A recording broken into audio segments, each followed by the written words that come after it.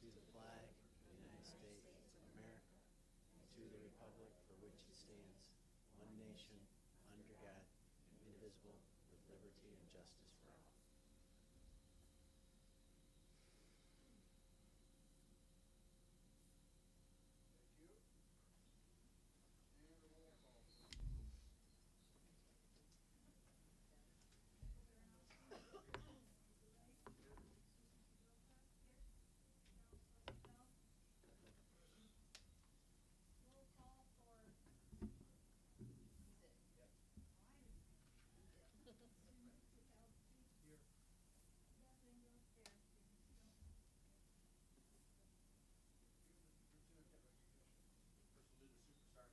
Kelly Williams, will you join me up here, please?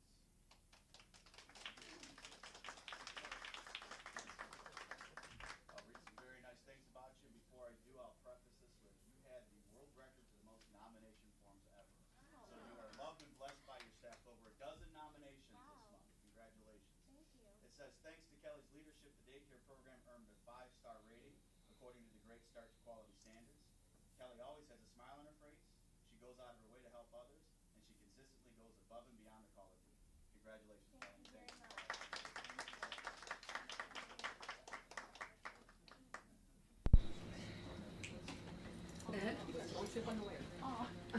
Thank you very much. I hope I get everyone's name right. Thank you very much. I appreciate it. One for you, but I don't. Thank you. I'm going to send it, so. Someplace warm. Oh, nice. There you go. Thank you very much. I appreciate it. I'm very honored. Thank you. Thank you for all you do. Congratulations. Oops, I don't know. Thank you so much, Mrs. Stone. Thank you. I appreciate it very much. Thank you, Mr. Lacoste, for all your support. Thank you, Mrs. for everything.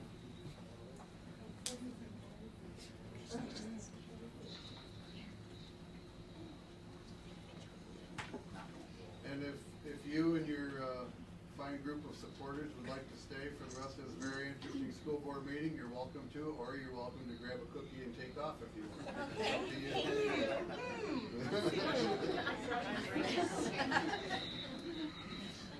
Next we asked Pat Yannick from the St. Clair County RESA to come and talk to us about the tech millage. He was supposed to be here last month, but last month's polar vortex precluded his appearance, and the election's tomorrow. We're still glad to have you here. Thank you. It's your turn. Lori, can you help me? My assistant Lori Holderby will help pass these out for you. Just pass those around. Thank you, everybody, for the opportunity to speak to you this evening. I'll keep this brief so you can get to your regular meeting. My purpose is to make sure that you're aware of the millage election that takes place tomorrow in St. Clair County, and that you're able to make a knowledgeable decision when you go to the polls tomorrow. So with that, I'll go through my presentation. St. Clair Tech, and all this information is on that handout sheet that I just provided you in a very condensed format. So I didn't print the whole PowerPoint. St. Clair Tech has been in operation since 1976. It is your vocational center in St. Clair County. All of our vocational programs are taught at the center and have been, most of them, since 1976. We don't have any state-approved vocational programs in Algonac. They're all at the area center. Beginning this current school year, all of our Algonac students now attend the AM session at St. Clair Tech. We serve all of the high schools in St. Clair County.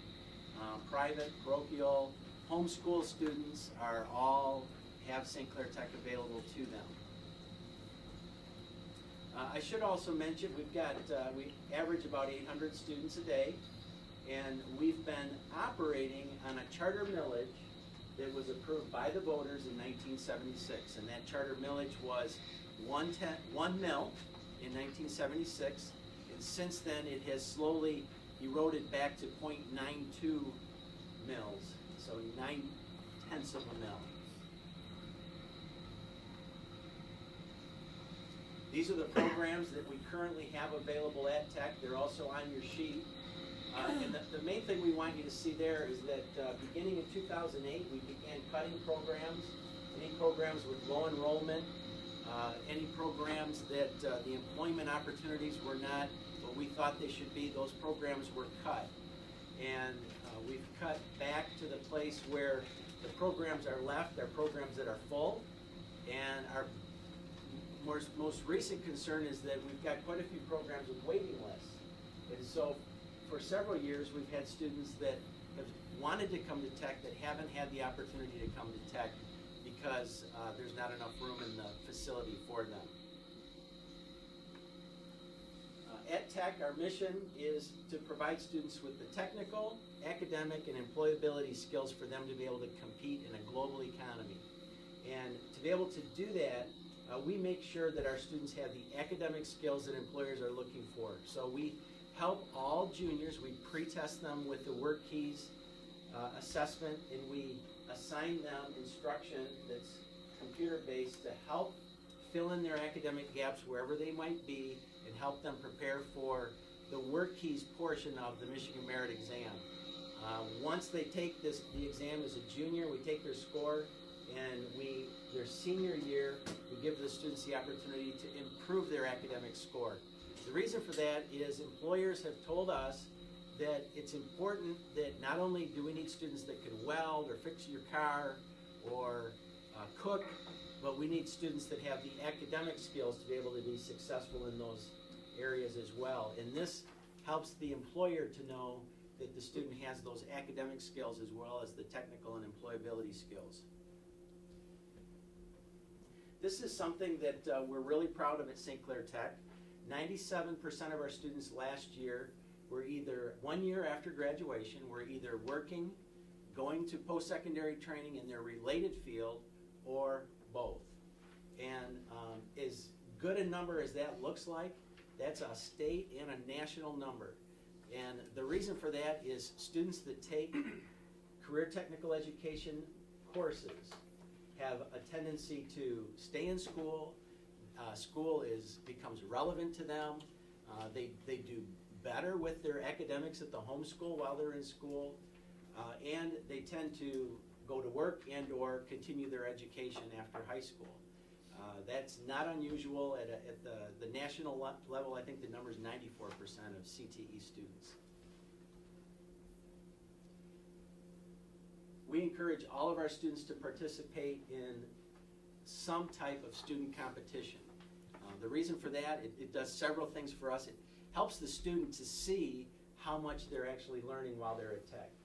It helps us to know that our students, that our content is aligning to national and industry standards. So if they can compete on a national level, it helps validate our instruction, our teachers, our programs.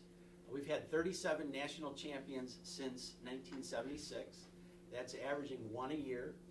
This last year we had 2 national champions and a second place. Young man on the left is a national champion in CNC milling. The young lady in the middle, a national champion in nurse aid competition. And the young man on the right, second in the nation in collision repair. We think it's pretty amazing that kids from St. Clair County can not only represent the state of Michigan at a national contest, but can go on and become the best in the nation at what they do, and they learned it here in St. Clair County. We think that's pretty important. Okay, here's the problem. The blue piece of the pie shows that 76% of our revenue for vocational education comes from local property tax. We get a little bit of money from the federal government and a little bit of money from the state, but the lion's share of our revenue comes from local property tax. Now the good news is that has worked well for us since 1976. While we've had good years and bad years, we've had to make cuts, we've had to do layoffs previously. It's never gotten so bad over a long period of time that we haven't been able to ride out the storm by using our fund balance.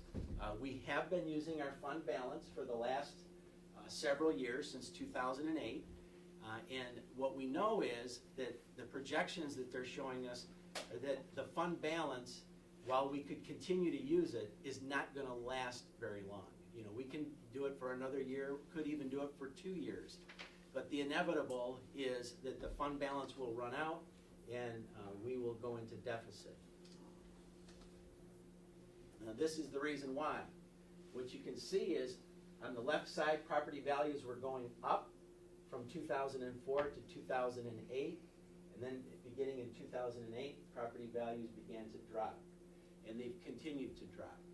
And that's bad news, but that's not all of the bad news. The really bad news is now that property values have begun to go back up, taxes cannot go up. Even though property values could go up as quickly as possible, taxes on those properties cannot go up more than 5% or the rate of inflation, whichever is less. Which means in St. Clair County right now, that's less than 2%. That's the rate of inflation right now. So even though your property value could go up 10%, your taxes cannot go up. And that's Proposal A legislation that limits that from happening. It's because of that that we know that even on a very best case scenario, that it's going to take at least 10 years of property value increases for the property values to get back to the 2008 level. And even though your property values could go up right away, taxes can't. And those taxes will take a long time to go back up. It's because of that RISA in November, the RISA board decided that we needed to, before we would continue to cut programs and lay off staff and tell the local districts that students are we're gonna stop taking as many students to tech, before we would do that, we needed to first present this to the voters and let the voters decide whether or not they wanted us to continue to keep the programming by passing a millage. So we decided to put a 4 mil increase on the ballot, and not 4/10 of a mil, 4/10 of 1 mil. And what that means to the voter, you can see up there on the screen, is if your home is valued at $100,000, it's taxed at $50,000, 4/10 of 1 mil would be a $20 increase in your taxes per year. If your home is valued at $200,000, taxed at $100,000, it would be a $40 increase. Now the part that's hard to comprehend, I've heard over and over and over, the argument against this tax increase is that, you know, my taxes keep going up, I'm not in favor of my taxes going up.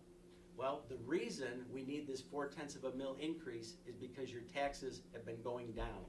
Your taxes have been property taxes have gone down 30% since 2008, which means people's taxes have been going down at that same rate.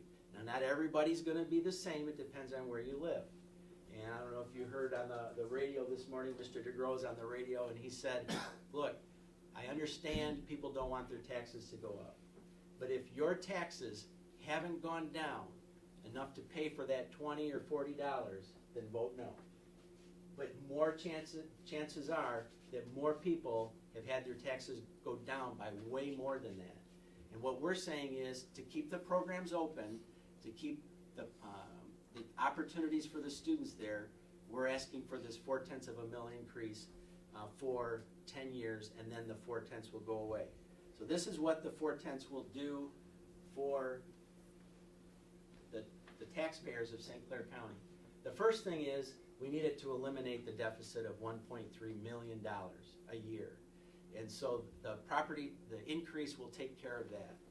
But then there will still be money left over to do 2 other things. One is the workforce development people in St. Clair County, when we first started talking about this, we gave them tours of tech. They said, we need more welders, we need more CNC operators, we need more electricians and auto mechanics.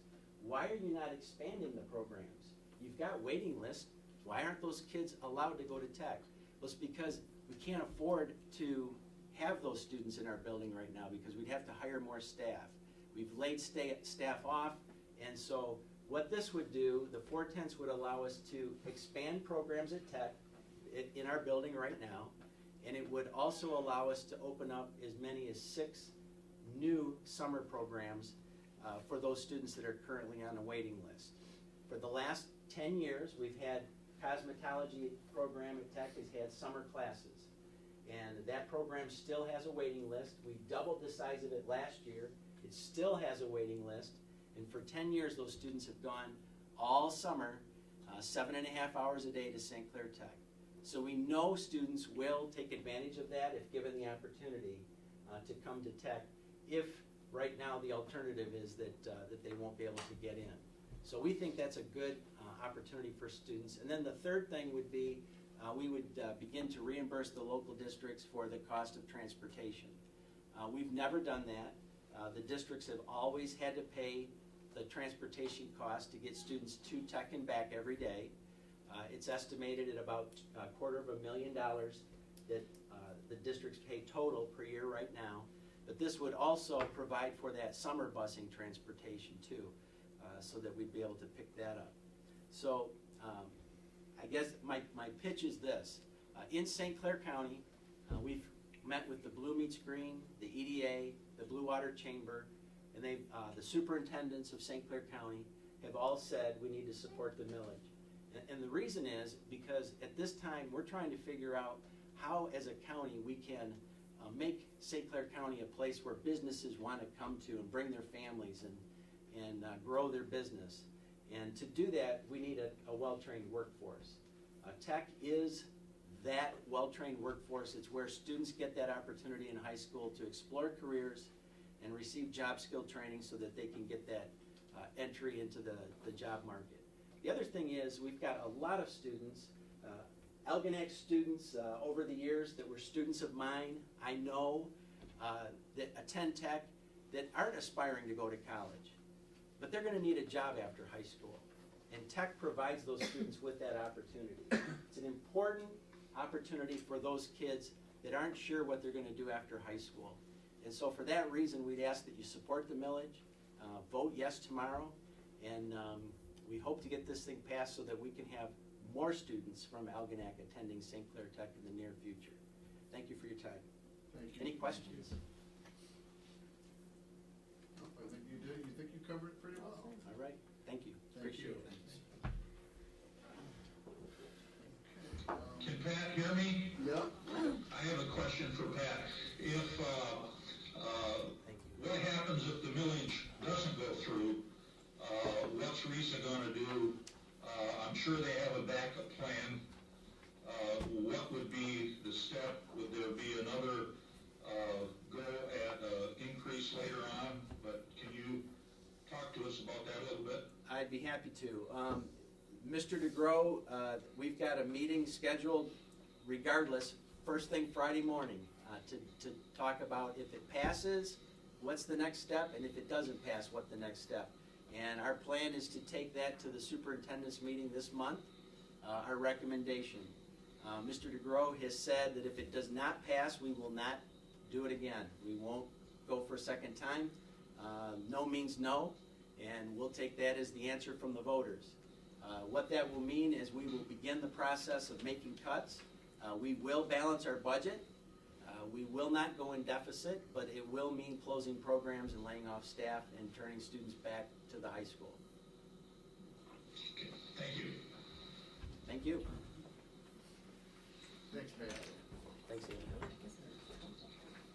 Next, we have the consent agenda. I make a motion the Board of Education approves all consent agenda items, including agenda minutes, personnel items, treasurer's report, and bills as listed items A through C. Support. Support. It's been moved and supported. Is there any discussion? Hearing none, all those in favor say aye. Aye. Any opposed? Aye. Thank you.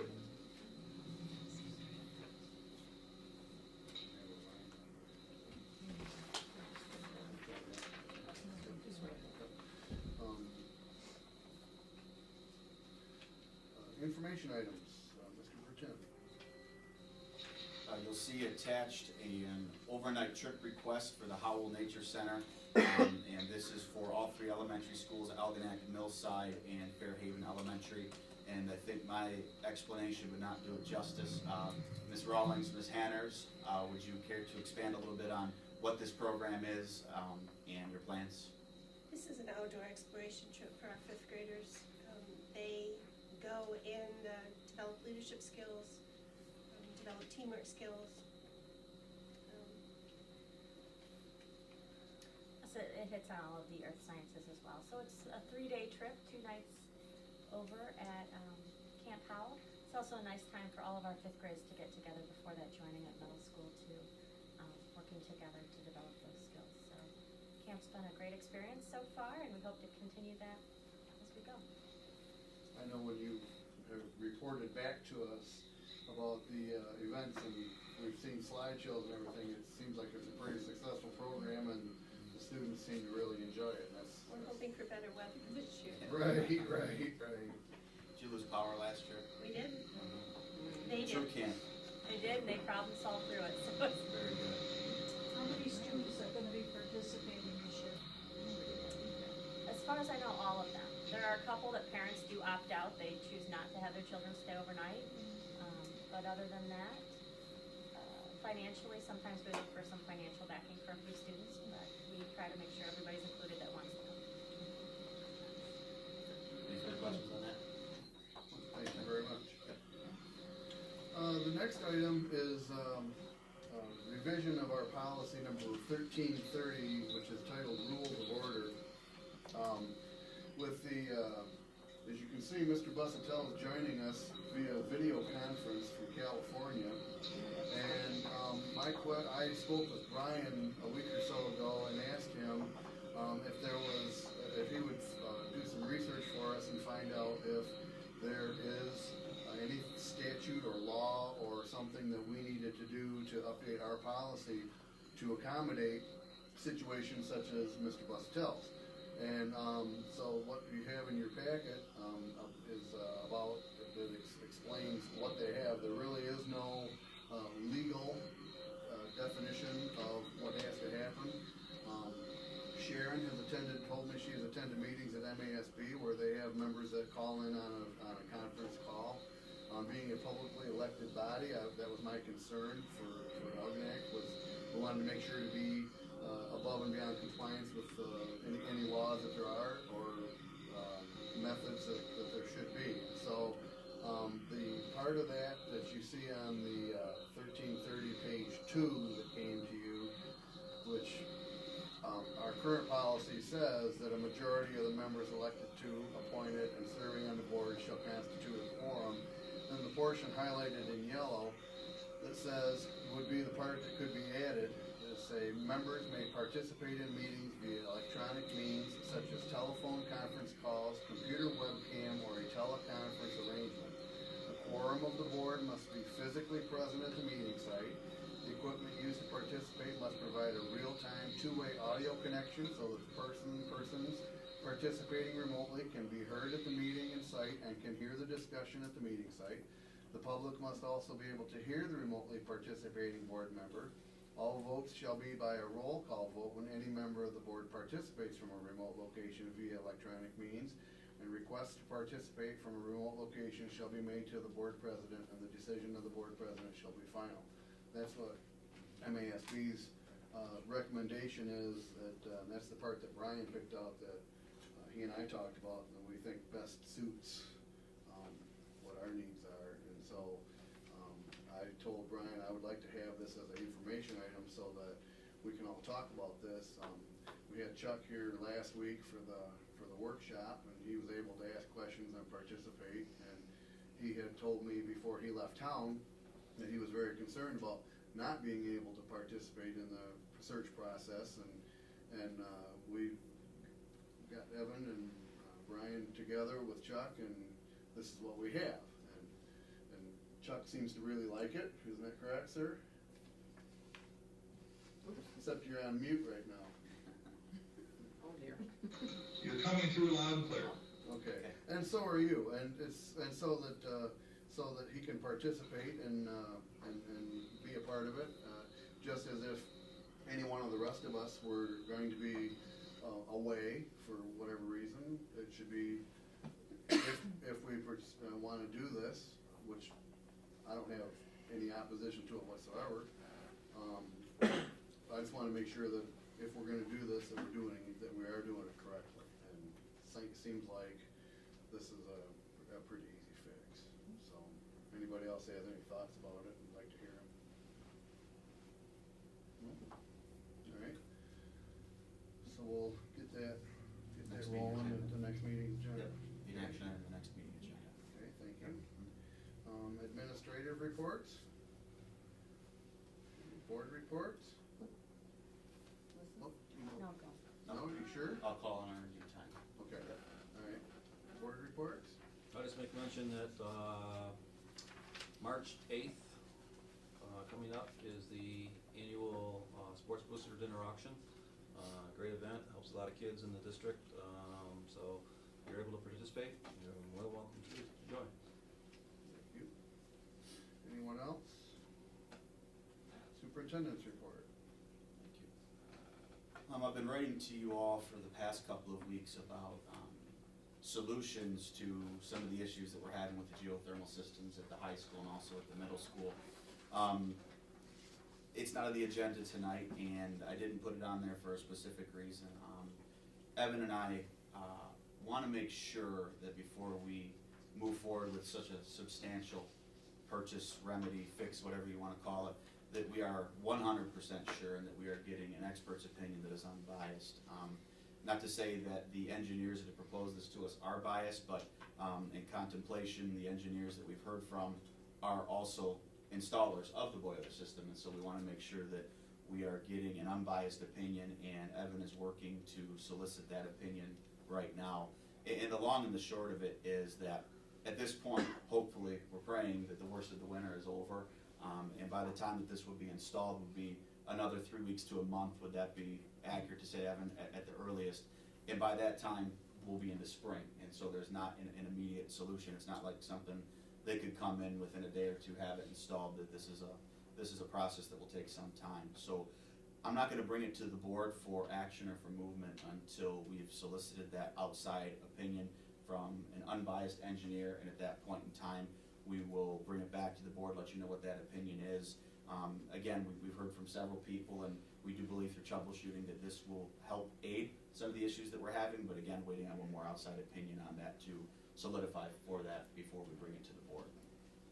What about the people who were there when we did our bond that installed this for us? And how are they helping us, or aren't they? Is there any warranties that go with what they've done? And why didn't they foresee this problem prior to it happening to us now?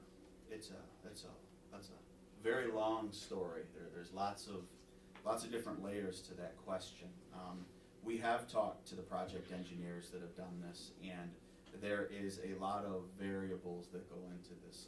A couple of the variables include we could have gone deeper, but there are water table issues.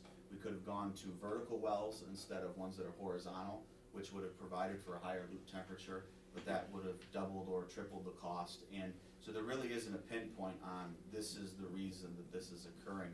You know, the bottom line that Evan and I have heard over and over is that our system is designed to handle 90 to 95% of the weather conditions that are presented. And when you get extremes such as this, there are issues that can pop up. And this winter, I think we'd all agree, has been quite extreme. And because it's been so extreme, we're seeing our loop temperature get to this level. And when it's at this level, multiple issues are being presented. You know, sensors are causing compressors to pop, and we're having actuators that are going before they should. And again, it's our opinion that with the loop temperature at a 15 to 20 degree rate lower than it is right now, we can't say that it is the only issue, but it's definitely a prevalent issue, and it's causing the system to age and to work a heck of a lot harder than it really should be. And having these alternative boilers in there would definitely help aid in raising that loop temperature and making sure that the water that's going to the unit is much more to par than it is right now. So we've defeated our purpose of going geothermal because we're going to add more boilers. Well, that's not entirely true. Your question was the same one I asked in my head, and so the minute we started having these, I had Roy run an analysis for me.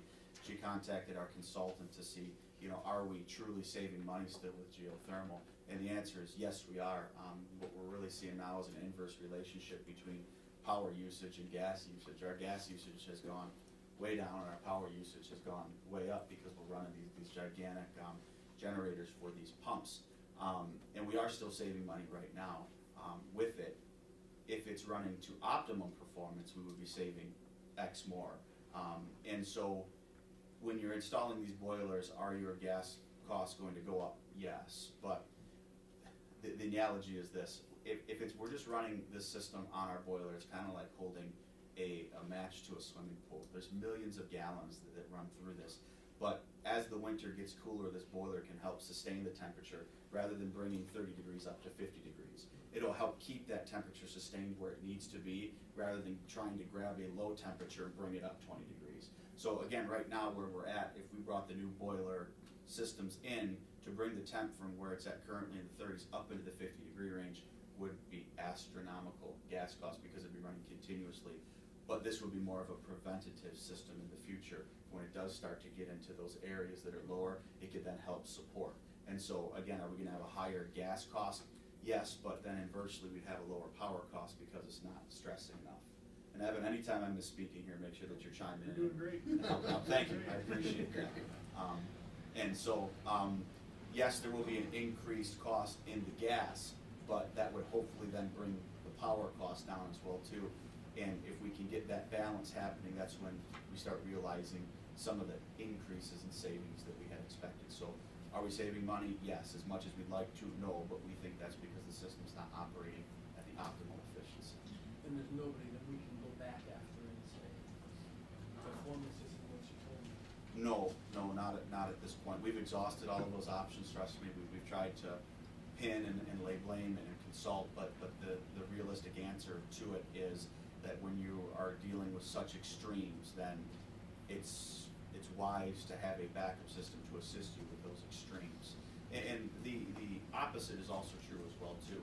At some point in education, year-round school at those levels may be a possibility, and it might not be next year, it could be 10 years down the road.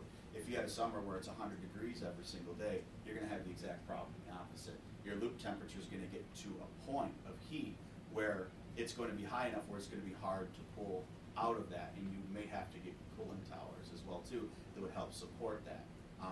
And again, that's extremes and something that we haven't run into obviously because we're not educating students during the peak periods of summer, but it's definitely a possibility. It's one of those preventative measures that you may never need, but when you have these extreme temperatures, it can help elongate the life of your system and help you maximize the efficiency of your system. And so again, we're really looking for another outside engineer to take a look at this and say, yes, you guys are on the right track, and we believe this is an investment that will be wise for your system before we move forward on it.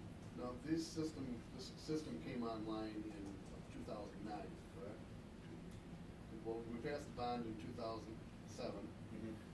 built it in 2008, and started really coming online in 2009 when we had control. Yes. So we've had control, because I know getting control of the system and, Sure. and the various units was a year-long process. So it was fully operational and under control in 2009. So my question is, between that time and this time, it has been working the way it's supposed to be working. This particular winter, and I'm sure everyone will agree, has been an extreme. I don't remember it ever being this cold for this long, for this many days, in these, harsh conditions. Is it an anomaly? Is it something that's gonna happen year after year? Who knows? But, so the system does work. We just have to, is it wise for us to be in a position to, my concern is for the life of the system. You and I were talking about this, if you let the system be stressed like it is right now, year after year, you decrease the lifespan of the system. Sure. And the money to rebuild it's not gonna happen, so that's why it's something to look at. It is, and another poor analogy is, it's changing the oil every 3,000 versus every 15,000, on it. Again, next year could be a winter of 35 and 40 degrees, and the boilers may not be working all that often, which is great, wonderful. But if it is another extreme, I do fear that some of the same issues will pop up, and those issues again are reflective of stress on the system. And again, you know, with us not being the specific experts on it, we are relying on outside people to help and to advise. And so when we do get that advice, I'll bring it to the board and we can discuss there as well too. This is something, again, at this point that I don't think it wouldn't be wise for us to rush into, not at all. This is something that could probably occur over the summer as well too. And I think that there's the possibility for us to, even within that bid, save a little bit of money by having some of our guys run some of the lines in there as well too. So again, just at this point in time, waiting on that expert opinion before we bring a suggestion to the Board of Education. Brian, do we know of any other districts or any other people that have had this experience, the same thing that we're going through right now? Yeah, there's an identical experience happening up in Marysville right now. They put almost an identical system to ours, same engineers, into their building, and we've heard very similar feedback that they're having some of the exact same issues that we are with the extremes that we've been having. Okay. Yeah. Evan, anything you'd like to add? Did I do that justice? That's great. Okay. And this is just the high school system? This would be both high school and middle school. And we did put this out as an RFP. When we got the first estimate on it, we wanted to make sure that we were securing the lowest cost possible. And so we did put it out for an RFP. We only did get one bid back from Macomb Mechanical, and that approximation was $82,000. Again, we think we could probably save $10,000 to $15,000 by our guys doing some of the preliminary setup work in that. But again, this isn't something that we're going to take lightly, and I won't bring it to you unless we're 100% confident this is going to help aid and elongate the life of our system. So more to come on that as Evan and I consult with more experts. Next thing I want to talk about is budget surveys. I've been updating you. I've been out hitting the trail pretty hard. I have completed 6 presentations to date. I have the 7th presentation this Thursday. And the audiences that I've spoken to now range all the way from elementary levels to middle level to high school levels as well too. The open forum for the community is this Thursday as well too. The groups have been great to talk to. We all understand and set the premise that this isn't something that is fun to talk about, but I think everybody realizes that the need is now to make sure that we are not getting ourselves into the situation where we have to do a deficit elimination plan. I think just by watching the news that we are seeing districts out there that are subject to those deficit elimination plans, and the undue stress that's put upon them, and also the fact that Lansing then gets to tell you yes or no and has control over your decisions. And so the groups have been great. The feedback has been very, very valuable. And like I said, I have one more to do this Thursday, and then there's a high school group beyond that, and I'll have all of that set to go. What's your attendance been like? It's been sporadic. Some groups have been very big, and some have been a little bit smaller. The Fairhaven Elementary group wins the prize. That's what I heard, yeah. They numbered near 30. Algonac BOE was in the 20s, the boosters that evening. We had 20, 30 people. The middle school was a little bit lower. Millside, we had somewhere around 10, I think, well. So I'm in that 100-ish range. I would assume is going to be a rather large audience on Thursday evening, and that'd be great to get the most feedback possible. But it's been a very wide range of people, and I think, as you can imagine, depending on which group you talk to, some of the answers you get are drastically different. But in the middle, when we are aggregating all these results, I think a clearer picture will develop. On a good news end of that, I wrote to you that the governor's proposal came out, and it looks to us that as a worst case scenario, if the governor's budget were adopted as is, we could be looking at a potential adjustment near $280,000 to $300,000 to the positive, which is great. It's nice to be able to see that light coming at us from the end of the tunnel now. That certainly doesn't solve our entire problem, but helps. And so it's our hope that when this does finally get solidified, that it's even more than it is now. That tends to happen when the other side of the political arena gets a hold of it. So I think if it goes as passed, then we're going to be $280,000 to $300,000 to the good, which takes from that original $1 million that we had looked at and reduces it down into the $700,000 range. And depending on our budget audits as well too, it'll give us a much clearer picture of where we need to go to get ourselves within that 6 to 7.5% range we talked about months back. I had also emailed you today as well too. One thing that really hadn't been on my radar within these budget presentations was the possibility of a buyout. I didn't anticipate that there would be staff members that were interested, and as it happens, as I'm out presenting, usually a staff member will grab me afterward and say, can I have a side conversation with you? And I've been approached now by several staff members asking of the possibility of a buyout. And so this has come to realization rather quickly, and it looks that there would be in the neighborhood of around 4 to 5 staff members interested in it. And so I sent you guys out some possible numbers today of what that could look like as realized savings for the school district. Again, it's hard to pin exact numbers on what that would be because it's based largely on A, how many we get, and B, how many we'd have to replace. But worst case scenario, best case scenarios look to be pretty advantageous for us. So I'll keep the board posted as the AEA and I talk a little bit further on the possibilities of a buyout and the realized savings that could come to the district. Mr. Baranowski had brought up in our organizational meeting about presenting our audit out for bid, and Lori has completed that process. The audit is out for bid right now, and I believe the bids are due back March 10th. Is that accurate, Lori? It's 11th. March 11th, and so we will have those bids back March 11th. Once we get that back, I'll get that information out to you, and then we can put that on the agenda for March as well too to act on. So we haven't gotten information back yet, but again, pretty soon we should be getting some numbers back and seeing if there are potential savings there. I'm going to ask Melissa to talk just for a second here. She had her second year-round school committee meeting this evening at 5 o'clock. I sent the board the first summation that she had, and her committee is about 20 people strong, made up of a wide variety of stakeholders. So I'm going to ask Melissa to speak just for a second at meetings first and second, a quick summation of where they're at in the process. At the first meeting, we discussed and went through a brief PowerPoint of pros and cons, but the research varies out there if you've read on year-round school or balanced calendar schools. So we took the next week to really do the research on what's out there, what we can see, and then also to contact a few school districts that are currently doing year-round school or a balanced calendar school, and hear some feedback from that as well.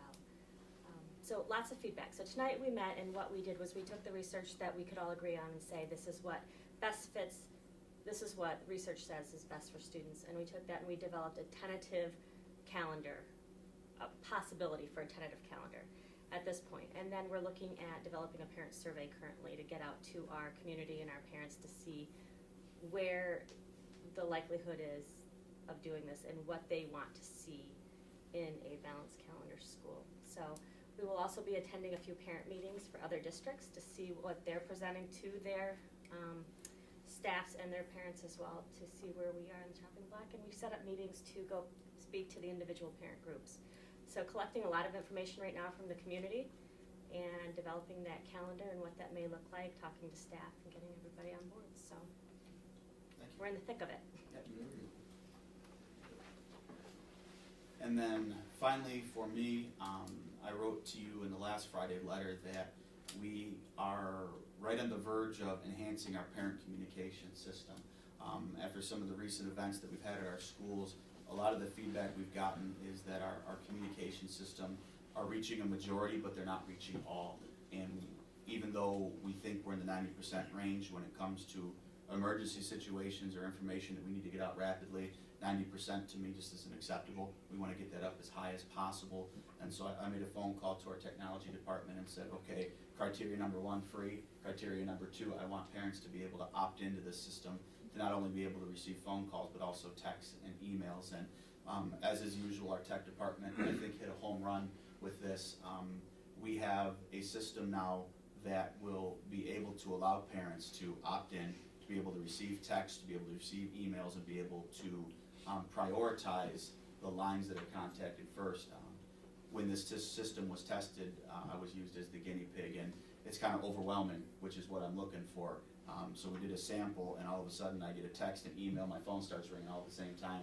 That is exactly what we're looking for, so people are bombarded with communication.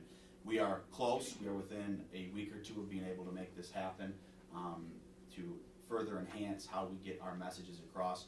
whether it be an emergency situation in the school or something the other day when we do something outside the box, like not transporting on dirt roads. So this is coming. We should probably have it rolled out within a week or two, and very excited for the frequency of the communication to be increasing. Hopefully we get above that 90% tier and get ourselves closer to that 100% range. So kudos to our tech department. Changes are coming on that and will be rolled out to parents very, very soon. And I will throw one plug real quick here.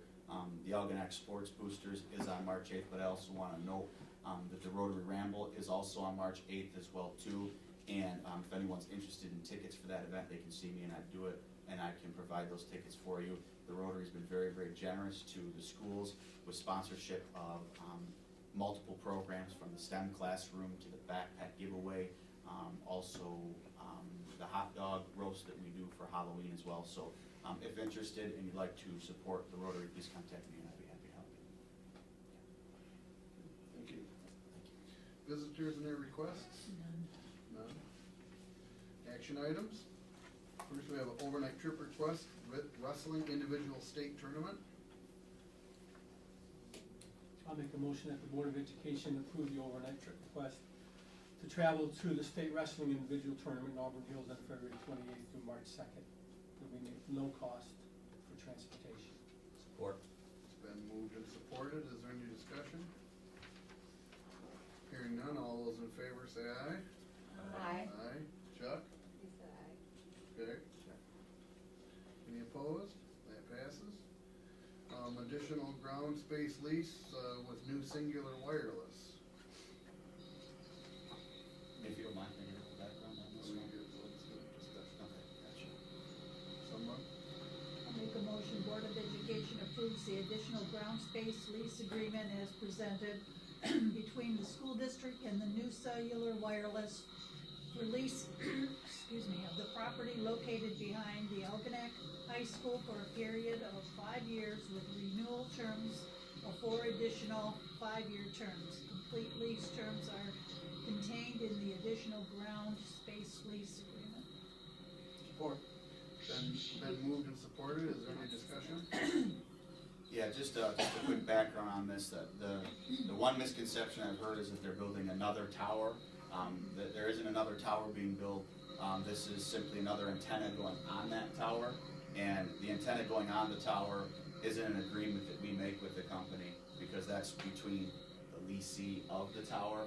But when you put an antenna up there, there's support structures around the tower that they need enhancement equipment, a little more technical than I completely understand, but they do need to lease additional ground space from us back there. And we took this contract, we sent it to Ms. Sturtridge for review, and the terms are agreeable to us and the conditions are agreeable as well too. And looking forward, if agreed by the board, to the enhanced revenue it can bring to us. Anyone else? Hearing none, all those in favor say aye. Aye. Aye. Any opposed?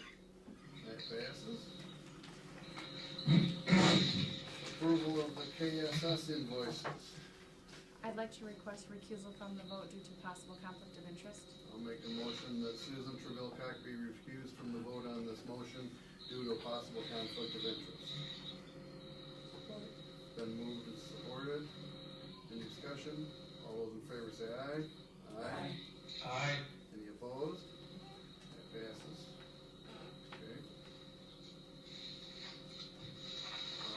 I'll make a motion that the Board of Education approves the payment to KSS Enterprises in the total amount of $1,713.14 for the purchase of custodial supplies.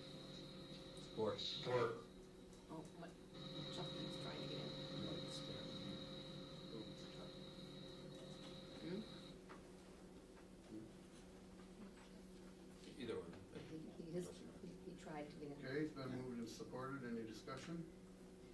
Hearing none, all those in favor say aye. Aye. Aye. Any opposed? That passes. I'd like to make a motion that the board go into executive session at 7:55 p.m. for the purpose of conducting a student disciplinary hearing. It's been moved and supported. Any discussion? For members of the public, there's been confusion in the past. We're going to go into an executive session for the purpose of a student expulsion hearing. Upon resumption in open session, the only matter of business after that will be the action on the expulsion of the student. The board will then return to another executive session for the purpose of evaluating the interim superintendent. But when the board returns from that closed session, the only item of business will be whether to keep Mr. Brutin as an interim superintendent, and the motion would say that we would keep him in his current placement as the interim superintendent with no tenure in the position until such a time that the job is permanently filled, which is due to be no later than July 1st. So with having said all that, if there's anybody that wants to stay, I don't want any confusion and about people having to be in the cold or whatever, but there's whether you want to hang around for that exciting stuff or not.